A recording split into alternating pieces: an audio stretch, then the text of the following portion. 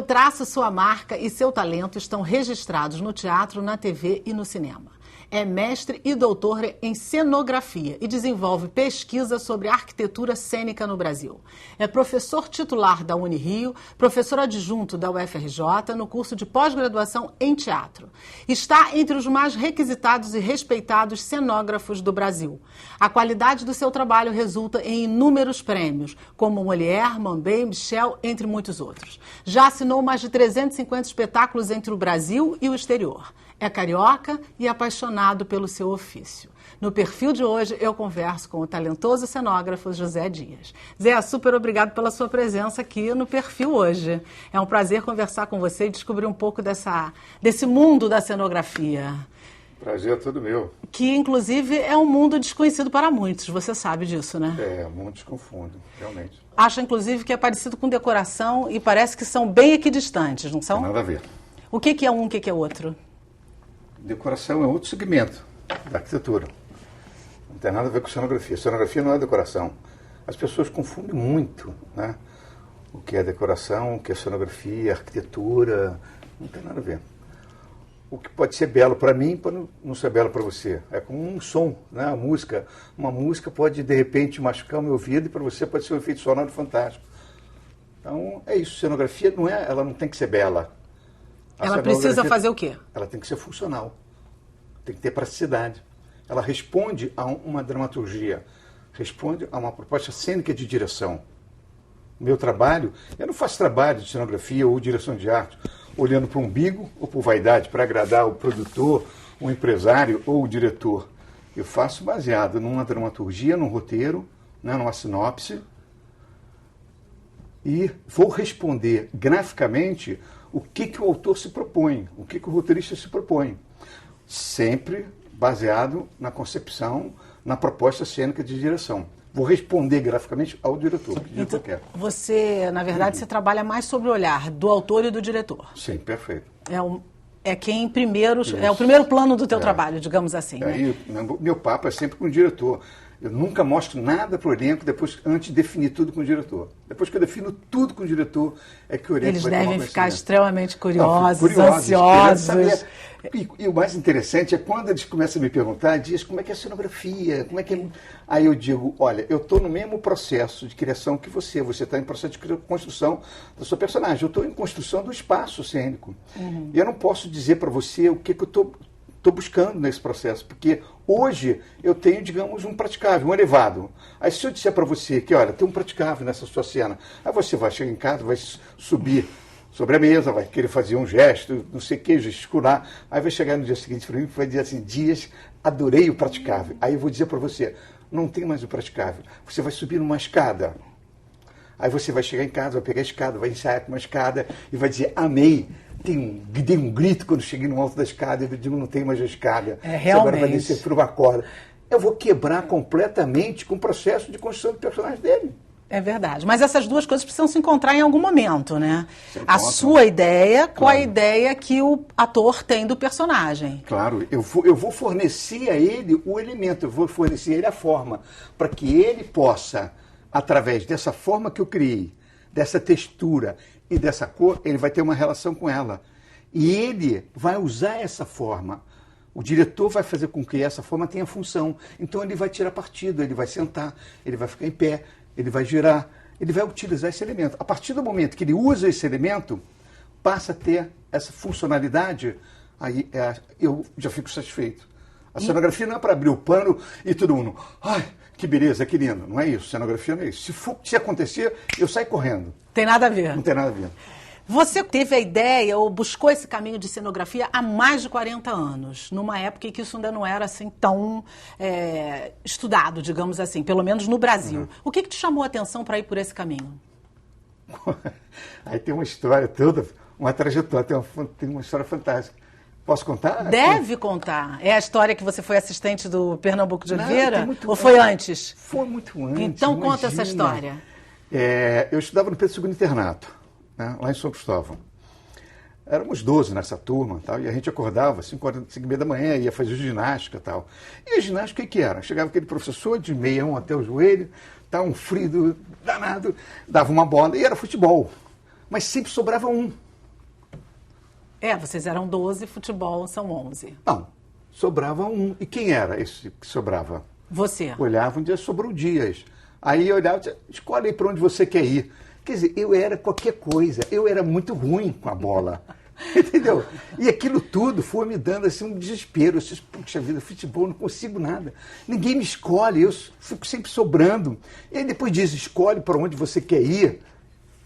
Sou zero, né? Aí um colega, que era do diretório, chegou para mim e disse assim, Dias, por que você não coloca no dia de educação física o carbono antes de dormir, molhado, né, entre a meia e a sola? Eu falei, como? Papel carbono? É, papel carbono. O mata-borrão, sabe aquele papel de mata-borrão? Que antigamente, porque eu sou da época que era o finalzinho da caneta, a tinta, né? Aquela. Então já era caneta Parker, tinteiro, mas que você enchia, não era aquela de pena. Que você botava a pena, você enchia então e não existia mais o mata-borrão. Então pegava aquilo ali e botava na sola dos pés. Eu não entendia. Eu resolvi fazer essa experiência. E botei o mata-borrão molhado na sola dos pés e fui dormir. Acordei no dia que ela tinha educação física com febre. E tinha um inspetor que dormia atrás de um biombo, dentro do dormitório, né? Aí eu dormi com aquele mata-borrão, né, na sola dos pés, botei a meia e acordei de manhã e percebi que eu estava com febre. Fui atrás do biombo, o inspetor estava dormindo, acordei ele e falei, seu Gênio, eu estou com febre ou é impressão minha? Aí, meu filho, você está com muita febre. Eu falei, então não posso fazer educação física. Ele disse, não pode. Aí eu desci, me apresentei ao professor e ele falou, procure o doutor Severo. O doutor Severo era um enfermeiro que ficava na enfermaria e que a gente chamava de doutor Severo. Você chegava lá com qualquer coisa, febre, diarreia, dor de dente, o que fosse, dor de cabeça, ele dava gotas amargas. Ele pingava umas gotinhas assim, toma aqui gotas amargas, meu filho. E a gente tomava gotas amargas e ficava ali até terminar a educação física. Feliz da vida, provavelmente, no seu caso. Feliz da vida que aquilo tinha dado resultado. Não sei ter fundamento científico ou se foi psicológico, mas que aconteceu, aconteceu. Aí cheguei na enfermaria, o doutor Severo me deu uma revista, fiquei na maca lá, tomei aquela gotas amargas e fiquei lendo a revista. E de repente vi um artigo, um esporte que não tem vencedor nem vencido. Aí eu olhei e falei, maravilha. Doutor Severo, pode me dar essa revista? Então não pode sair, meu filho. Eu disse, eu quero isso aqui, que tem um esporte que não tem vencedor. Eu disse, vou praticar isso aqui. Aí ele falou, meus filhos, como? Nas férias, vou praticar, doutor Severo. Meus pais vão deixar. Não vão deixar, isso é muito perigoso. Aí acabou tirando as pás, me deu, e eu voltei para o campo, e ainda estava jogando, e tinha barro.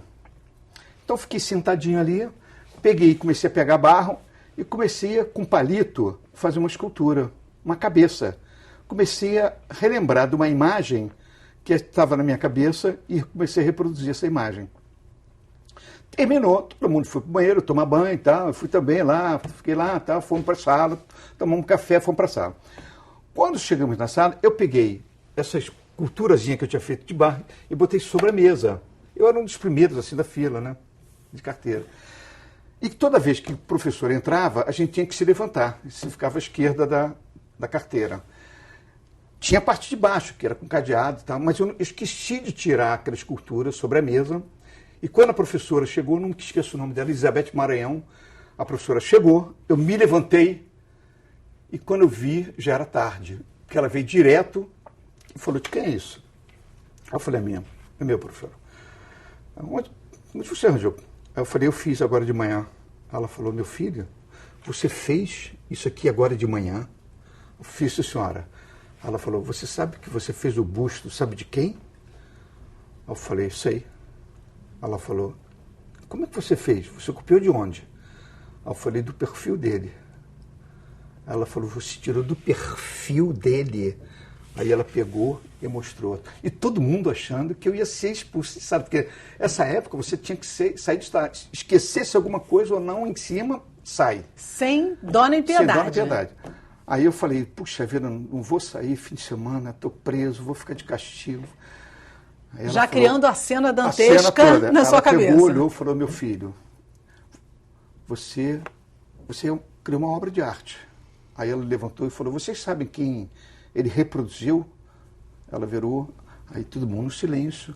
Ela falou, isso aqui, meu filho, é o busto do Dante Alighieri.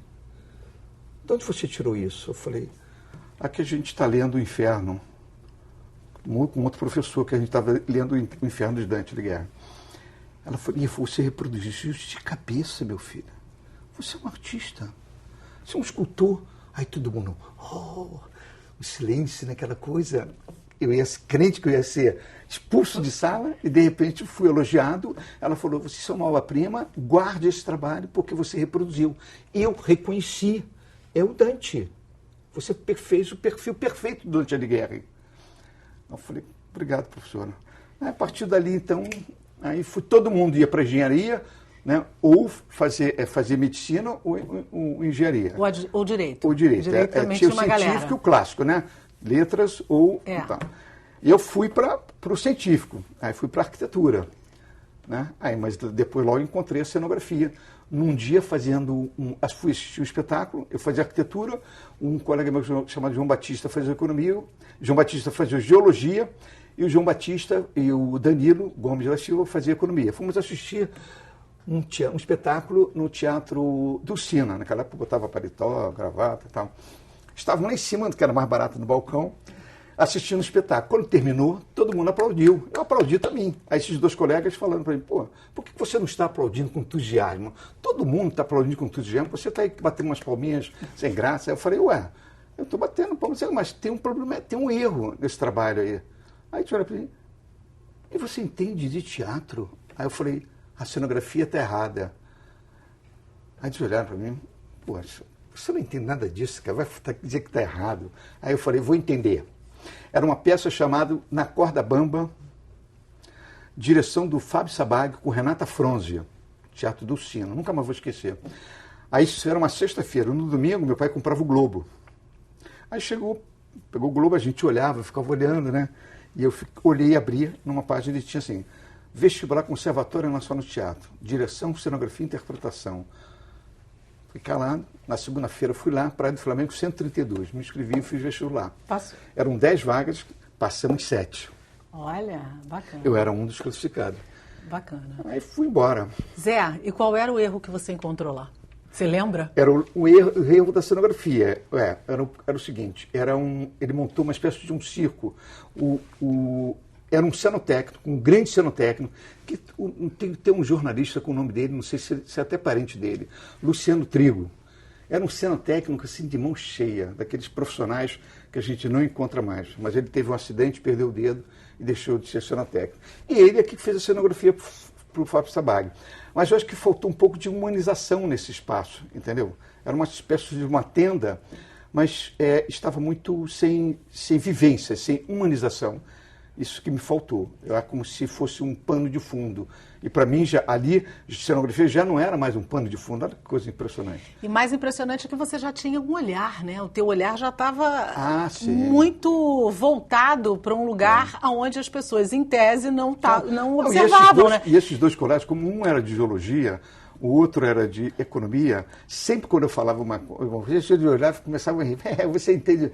Então, quando eu começava a conversar com eles sobre teoria da cor, que eu gostava muito de ler sobre teoria da cor, né, o significado das cores, e eles diziam, aí sempre brincavam comigo, que tal essa camisa? Eu estou bem, essa cor? E eles me respeitavam. Hoje somos amigos até hoje, né? Então existe um respeito.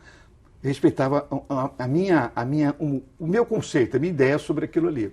Isso quer dizer, Zé, que de certa forma é preciso ter um diferencial no olhar, além do técnico, para se ser um profissional correto, digamos assim, em cenografia? É preciso isso, mas você vai responder isso para a gente daqui a pouquinho. A gente vai fazer um pequeno intervalo aqui no Perfil e a gente volta já já. Não sai daí não, que é bem rapidinho.